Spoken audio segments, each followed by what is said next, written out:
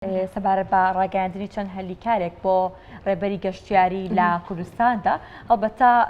لە ئێستادا کۆمەڵێک هەلیکار بۆ ڕێبەری گەشتیاری لە کوردستاندا ڕاگەندراوە. جا ئێمە بۆ ئەم مەبەستە گفتوگۆ دەکەین لەگەڵ زۆر بەڕێز ئیبراهیم عەبدولمەجید بە ڕێبەری ڕاگەیاندن و پەیوەندیەکانی دەستەی گەشت و گوزاری هەرێم. کاک ئیبراهیم سڵاو لێبێت، بانیت باش. دەستپێک دەمەوێت ئەوە بپرسم کاک ئیبراهیم کە ئێوە وەکو حکوومەت وەکولاانی پەیوەندیدار چۆن بوو کە ئەم چەند هەلیکارەتان بۆ ڕێبەری گەشتیاری ڕاگەیان یاخۆ چۆن بوو بیرتان لە دانانی ڕێبەری گەشتیاری بۆ هەرێمی کوردستان کردەوە؟ بەڵێ زۆر سوپاس بەیانی بەڕێستان تەواوی بینەرانی ئازیزی کورتسات باش.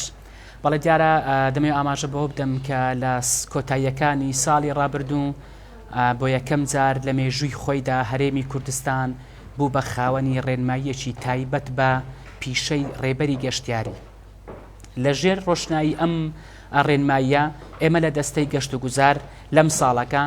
پرۆژەیەکمان ڕاگەیاند بە ناوی پرۆژەی ڕەخساندنی دەرفەتی کار بۆ خوازیارانی پیشەی ڕێبەری گەشتیاری. بە شێوازی ئۆنلاین خوازیاران دەیانتوانی داوا پێشکەش بکەن.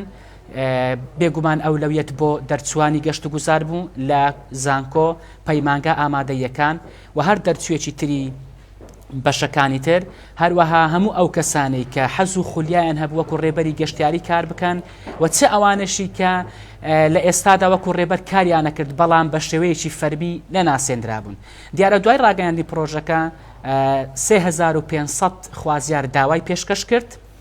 لەم 3500 دوای پۆلێنکردن 800 کەسیان لە قۆناغی یەکەمدا شۆرت لیست کراون لەسەر ڕۆشنایی سێ پێوەەر.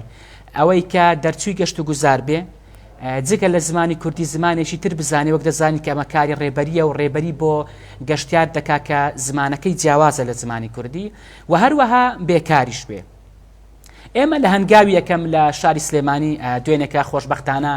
بە شێوەیەکی پراکتیکی دەستمان پێکرد و هەنگاوی کرداریماننا زیاتر لە 80 خوازیار شۆرتلیست کراون. ئەگەر ئەمڕۆ پشوو نەبایە ئەمڕۆ چاوپێکەوتنیان لەگەڵەکرا، بێگومان دواتریش لە شارەکانی تری هەرێمی کوردستانیش هەمان هەنگاو دەگیرێتە بەر. دوای چاوپێکەوتن لەگەڵ ئەم خوازیارانە کە شۆرتلیست کراون کە وەکو گوتمان ژمارەیان زیاتر لە 800 کەسە، قۆناغی دواتر دێکە کردنەوەی خولە بۆیان. ئەم خوازیارانە بە شێوەی ستانداردی نێودەوڵەتی بە هەماهەنگی لەگەڵ ناوەندە ئەکادیمیەکان خولیان بۆ دەکرێتەوە بۆ ئەوەی ئاشنا ببن بە شێوازی مامەڵەکردن لەگەڵ گەشتیار، خولی ئەتەکێتی چۆنیەتی پێشوازیکردن لە گەشتیار، خولی چۆنیەتی گواستنەوەی زانیاری لەسەر شوێنێکی گەشتیاری بۆ گەشتیاران. دوای خولەکە بە شێوەیەکی فەرمی بازیان بۆ دروست دەکرێت. دوای ئەوەی کە بازیان بۆ دروست کرا و ڕێبەرەکان پێگەیاندران، اینجا قۆناغە هەرە گرنگەکە دەست پێ دەکا کە بریتی دەبێت لە پابەندکردنی سەرجەم کۆمپانیا گەشتیاریەکان و سەرجەم بنکە گەشتیاریە 5 ئەستێرە و 4 ئەستێرەکان بەوەی کە یەکێ لەم ڕێبەرە کوردانە لە لای خۆیان دابمەزن. بەڵێ کاک ئیبراهیم باست لە خول کرد. خولەکە لەلایەن کێوە بەڕێوە ئەبردرا و کێ خولەکە ئاکاتەوە بۆ ئەم ڕێبەرانە و ماوەی چەند ڕۆژە خیانێت هەموو ئەم ڕێبەرانی کە دیاری کراون پێویستیان بە خولە بەدیان ئەو کەسانە خۆیان شارەزایەکی کەمیان هەیە تا ڕادەیە. بەڵێ وەکو گوتمان لە قۆناغی یەکەم ئەوانەی کە شۆرتلیست کراون خۆشبەختانە تا ڕادەیەک ئامادەجی ئەوەیان تێدا هەیە کە ببن بەڕێبەر بۆ پێیکە جگە لە زمانی کوردی زمانێکی ترەزانن، هەروەها دەرچووی گەشت و گوزارن و بێکاریشن. بۆ ئەمانە ئەو خولانێ دەکرێنەوە گوتمان لەگەڵ ناوەندە ئەکادیمیەکانە بێگومان خولەکان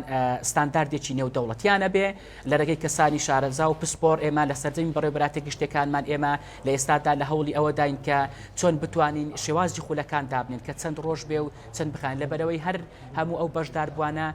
مستەوایان وەکو یەک نین. هەندێکیان هەن کە پێویستیان ڕنگ بێ بۆ خولی زمان، پێویستیان بە خولێکی دوورمەوداتر بێ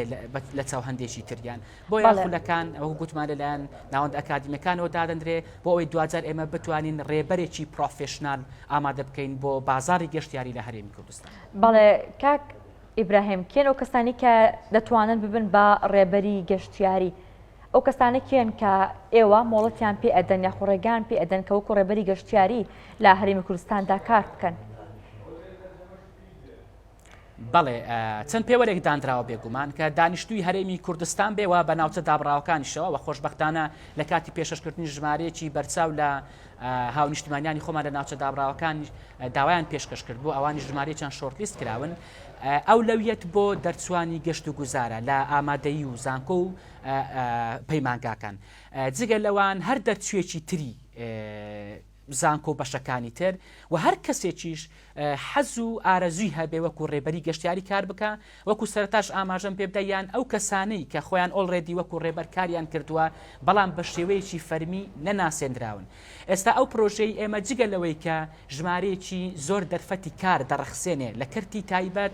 هاوکات دەرفەت دەدا بە ژمارەیەکی تریش لەو ڕێبەرانە کە خۆیان سەر بە خۆیانە کار بکەن لەبەرەوەی ئێمە وەکو حکوومەت وەکو لایەنی ڕسمی باجی فەرمیان بۆکەین ئیتر ئەوانش دەستکراوە بن دەتوانن خۆیان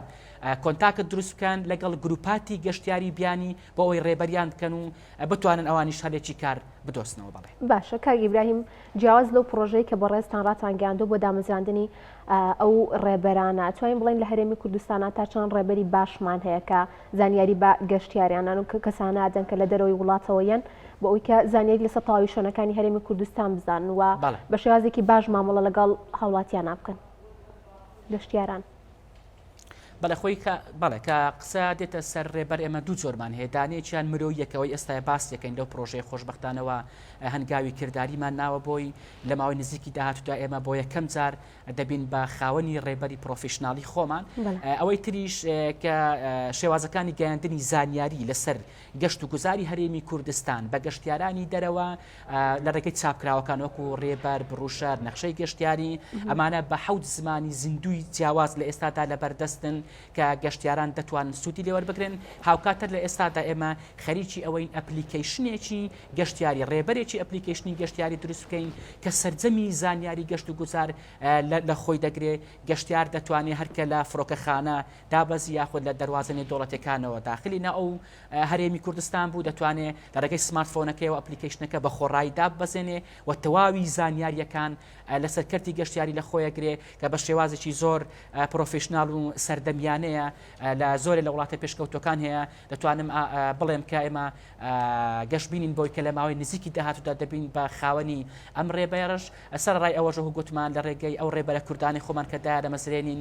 بۆ لەمە دو هەر گروپێکی گەشتیاری دێ ئیتر دەبێ ڕێبەرێکی کورد ڕێبەریان کە لەبەرەوەی ئەوەی وا بۆ تا ئێستا بۆ من ئەو گروپە گەشتیارانی کە لە باشوور ناوڕاستی عێراقەوە دێن وەک دەزانی کە زۆرینی هەر زۆری گەشتیارانی ئێمە تا ئێستاش ئەوانن کە لەوێوە دێن زۆر جار شۆفێری پاسەکان بوونەتە ڕێبەریان کە ئاشنانین بە مێژوو شارستانیت قوربانیدانی ئەم وڵاتە بۆی ئەو ڕێبەرانی خۆمان ئەو پرۆژەی ئێمە کە سەرڕای ئەوەی ژمارەیەکی زۆر دەرفەتی کار دەڕەخسێنێ هاوکات هەنگاوێکیشە بە ئاڕاستەی ڕێکخستنەوەی گەشتی ئەو گەشتیارانە چوە گەشت و گوزار بۆ ئێمە تەنها ڕەهەندی ئابووری نییە بەڵکو ڕەهەندێکی پیرۆزی نیشتیمانیانەشی هەیە بۆ لەمە دوار ڕێبەرەکانی ئێمە گەشتیاران سەرڕای ئەوەی دەیان بن بۆ ناوچە دڕفێن و سروشتی و جوانەکانی کوردستان هاوکات دەشیان بن بۆ مۆنومنتەکانی ئەنفال لە بارزان لە گەرمیان بۆ مۆنومنتی شەهیدان لە هەڵەبجا بۆ ئەمنە سوورەکە لە سلێمانی بۆ ئەوی ئێمە بتوانین قوربانیدان و خەبات مێژوو کللتور دابوونەریتی ئەم وڵاتە لە پاڵ جوانی سروشتەکەی بە گەشتیاران بناس. کاک ئیبراهیم تا چەندێک ئەم ڕێبەری گەشتیاریە کاریگەری لەسەر هاتنی ژماری گەشتیاران دەبێت تا چەندێک دەتوانێت خزمەت بە گەشتیاران بکات؟ بەڵێ بێگومان لە وڵاتانی کە زۆر پێشکەوتن لە سێکتەری گەشتیاری و ژمارەیەکی ئێزگا زۆری گەشتیار ڕویان تێکە هەمیان بە ڕێنمایی شێوازی ڕێبەریکردنیان ڕێکخستۆتەوە و ڕێبەری فەرمیان هەیە ئەو هەنگاوی ئێمەش هەر لەو چوارچێوەیەدایە کە دەمانەوێت پیشەی ڕێبەریکردن بە بەیاسایی بکەین بە پرۆفیشنالی بکەین لەبەرەوەی بەڕاستی مامەڵەکردن لەگەڵ گەشتیار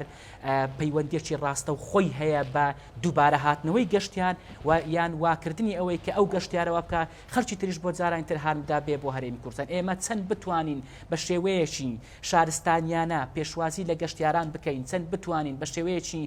پرۆفیشناڵانە لە ڕێگەی ڕێبەرەکانمانەوە ڕێنمایی بدەین بە گەشتیارانمان هێندە دەتوانین لە دوجار ژمارەی گەشتیارانمان زیاد بکەین و کۆی ئەم